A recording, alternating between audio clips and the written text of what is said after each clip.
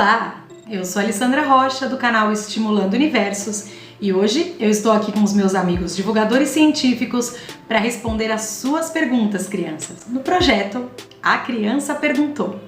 E os vídeos do canal Estimulando Universos têm sempre o apoio do projeto Ciência Kids, da rede UPC, Unidos pelo Conhecimento. Olá pessoal, tudo bem com vocês? Eu sou o Rogério Rocha, do Instagram e loja Astronauta Urbano. E hoje estou aqui nesse episódio da segunda temporada do projeto A Criança Perguntou para responder uma pergunta que, na minha opinião, muita gente queima os neurônios aí quando pensa nesse assunto, tá? Então, vamos lá. Abre aspas. Eu sei que a primeira dimensão é a altura, a segunda é a largura e a terceira é a profundidade, tá? E a quarta, o tempo. Afinal, o que seria a quinta dimensão? Fecha aspas. Essa foi a pergunta da Maria Eduarda, de 14 anos de idade. Bom, eu vou começar dando um exemplo para exemplificar de forma bem mais fácil as dimensões que já conhecemos. Imagine um canal estreito e comprido, com barcos de diferentes tamanhos navegando nele. Se você tem um navio de cruzeiro enorme que ocupa quase toda a largura, você só pode se mover ao longo do canal. Você não tem a possibilidade de se mover para os lados, tá? Na largura. Então, a partir da perspectiva daquele cruzeiro, o canal tem apenas uma dimensão. Se você estiver num veleiro, esse veleiro pode zigue-zaguear, vamos dizer assim. Do ponto de vista do veleiro, o canal tem duas dimensões. Já, se você estiver num submarino, você experimentaria tanto o comprimento quanto a largura e também a profundidade. A partir dessa perspectiva, o mesmo canal terá três dimensões. E a quarta dimensão é o tempo, como todos nós conhecemos, que define para nós passado, presente e futuro de uma forma linear, tá? E a quinta dimensão seria o controle da gravidade. E com isso, pode-se até manipular o tempo, por exemplo. Olha que interessante. Mas isso eu explico aí um pouquinho mais pra frente, tá? Mas, por que muitos cientistas insistem em dizer que a quinta dimensão pode sim existir? Bom, uma razão aí muito convincente é que realmente não entendemos porque a força da gravidade é muito mais fraca do que as outras forças fundamentais que conhecemos, né?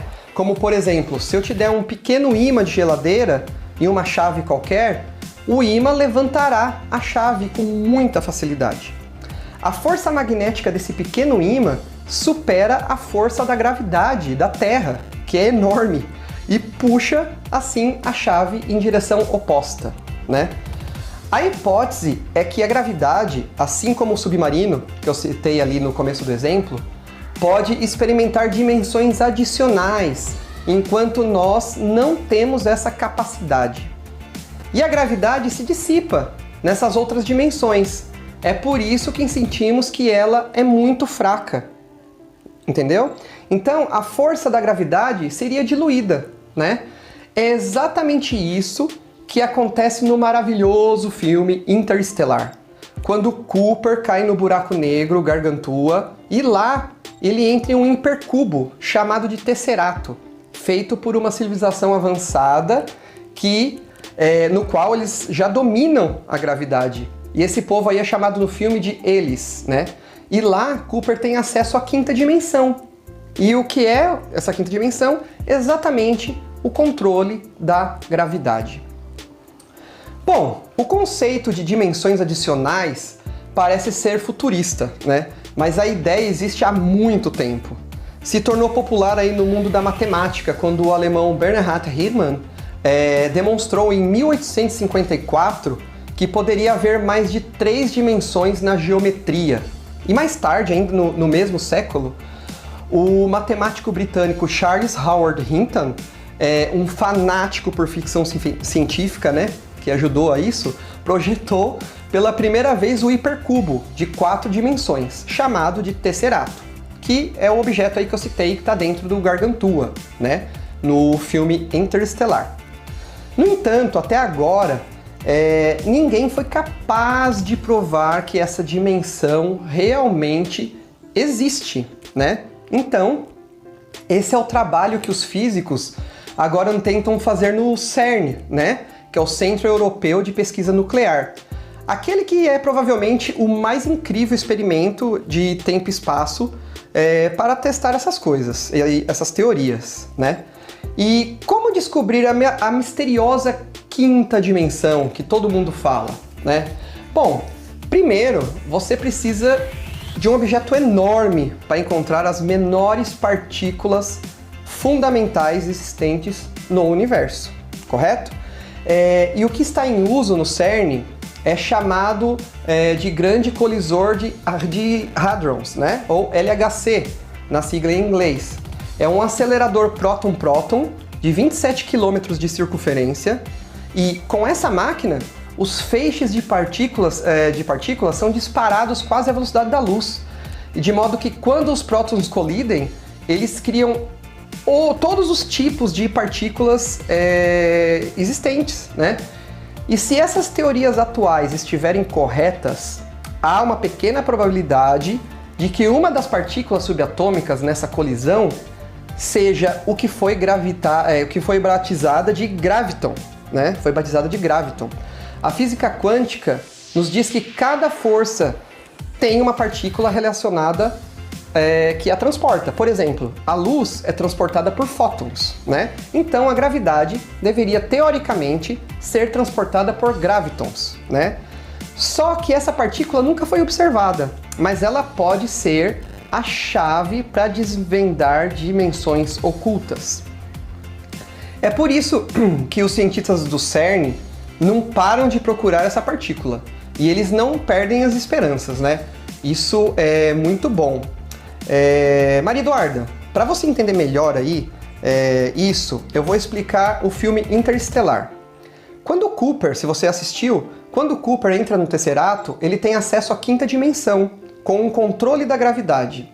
Ele consegue se comunicar com a filha dele, com a Murphy, através do relógio e com os livros que estão na estante do seu quarto, fazendo com que o passado, presente e futuro dela não tenha mais uma... dele, né? Não tenha mais uma forma linear na qual conhecemos, né? Por isso acontece toda aquela confusão no filme. Complicado, né? Então eu vou explicar como funciona isso de uma forma diferente, mas na nossa realidade, assim. Imagina você numa grande avenida, onde o início dessa avenida é o passado, o meio, o presente e o final dela, o futuro. E você está bem no meio dela, no alto de um prédio bem alto dessa avenida, onde você, olhando para o início, vê o passado, olhando para sua frente, o meio, vê o presente, e olhando para o final dela, você vê o futuro. Então, se você quiser, você pode lançar objetos e interferir em qualquer parte dessa avenida.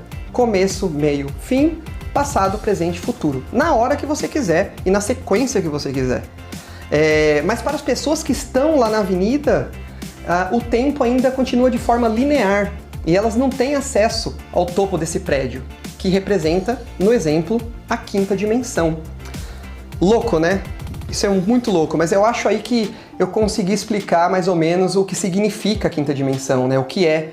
E com essa explicação, muitas pessoas também, eu acho que vão poder entender melhor o final do filme Interestelar, que está muito conectado com isso.